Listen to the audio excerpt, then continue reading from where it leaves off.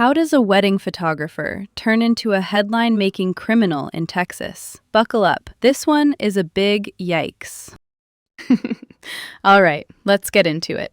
I'm Emma, and I'm feeling very intrigued today.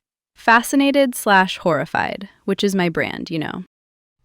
So, picture this. In 2020, in New Boston, Texas, a young mom named Reagan Michelle Simmons-Hancock, who was 21 and very pregnant, becomes the target of a calculated, chilling plan. The woman behind it, Taylor Renee Parker, a photographer who had shot Reagan's engagement and wedding. That familiarity matters. Prosecutors later said this was not random. It was premeditated, deception on deception. Fake pregnancy props, fake ultrasound images, a full performance meant to convince friends, family, and a boyfriend that she was expecting. And the end result was tragedy for both Reagan and the near-term baby, later named Braxlyn Sage.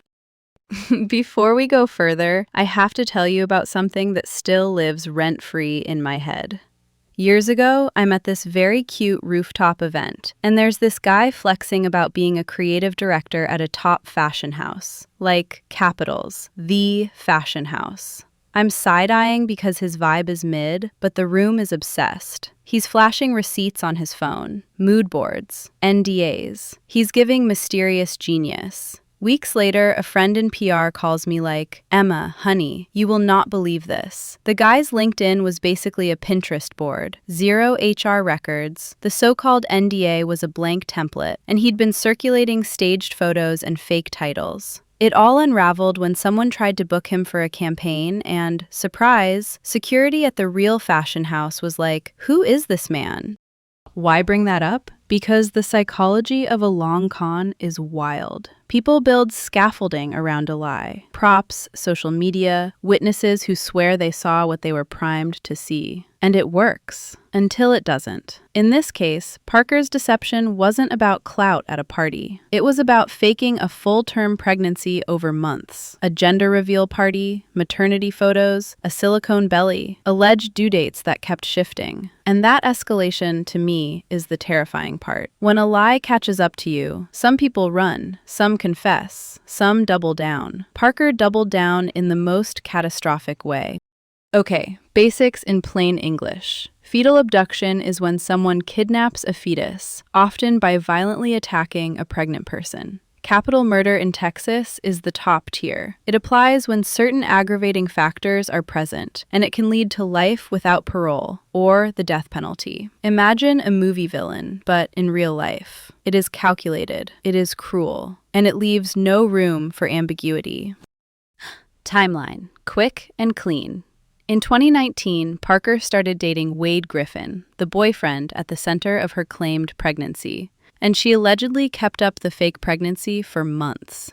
In 2020, as the so-called due date slipped, her stories shifted. Bizarre curveballs like hospital disruptions to explain why delivery kept getting delayed. Then, in late 2020, Reagan is attacked in her New Boston home. Parker fled, and a Texas Highway Patrol stop became the turning point. She claimed a roadside birth, but at a hospital in Oklahoma, staff tested her. No pregnancy hormones, no signs of birth, and crucially, she had previously had a hysterectomy, meaning she did not have a uterus at all. DNA later confirmed the baby was Reagan's. Parker was arrested and brought back to Texas. Let's talk people. Taylor Renee Parker had a history of elaborate lies, even using different last names at times. She had worked at an OB/GYN clinic at one point, which prosecutors said might explain how she threw around convincing medical lingo. This is a pattern: pretending to be an heiress, pretending to be pregnant, reaching out to friends about surrogacy years prior despite being unable to carry. That background set the stage for the extreme lengths she took. And then there's Reagan, a 21-year-old mom, nearly full-term, with a toddler in the house that day. It's unbearable to say, but the toddler hid in a back room and survived. The baby taken from Reagan, later named Braxlyn Sage, tragically did not. I want us to sit with that. This was a family, not a plot device. Now, motives and premeditation.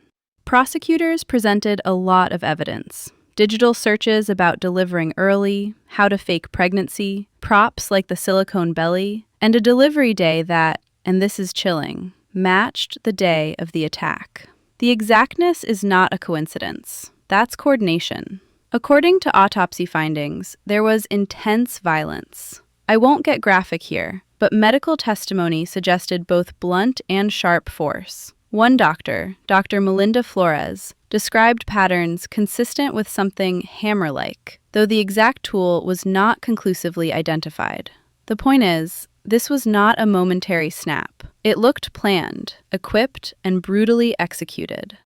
Big question everyone argues about: mental state. The defense in 2022 asked jurors for life without parole, saying her responsibility was diminished. And look, I have empathy for people in crisis, I do. But the premeditation mountain is Everest here. The props over months, the gender reveal, the hospital story switch-ups, the timing of the so-called delivery, and the web of lies to multiple people all feel like receipts of intent, not confusion. The jury in Bowie County, the Texas county where the trial happened, took about an hour to find her guilty of murder, capital murder, and kidnapping. An hour in a capital case is very fast, and in sentencing, they chose death.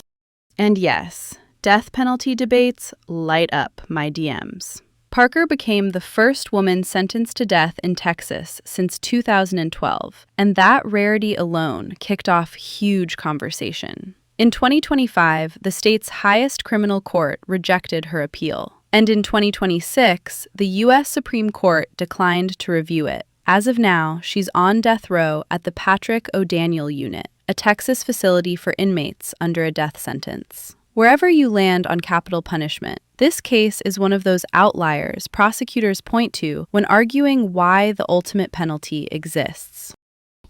Let's talk culture.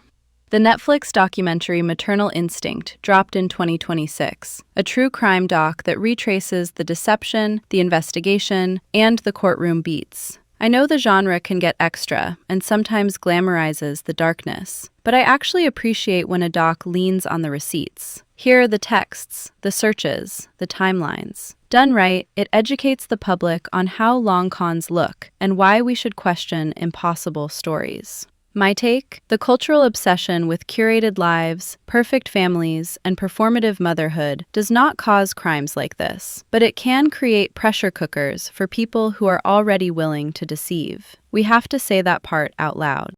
So what do we learn? First, lies love props. When a story starts needing a parade of excuses, bomb threats, fires, last-minute hospital switch-ups, clock it. Second, trust your gut when the timeline does not add up. Third, support systems matter. Friends and partners, ask the awkward questions. It might save someone's life.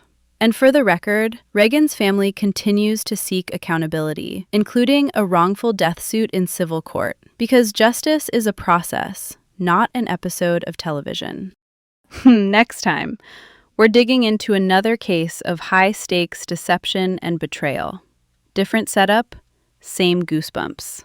I so cannot wait to spill that tea. Okay, we covered a lot. Stay vigilant, stay kind, and do not be afraid to ask follow-ups when the story sounds too curated. I'm Emma, and this was Emma Spills the Tea. Later.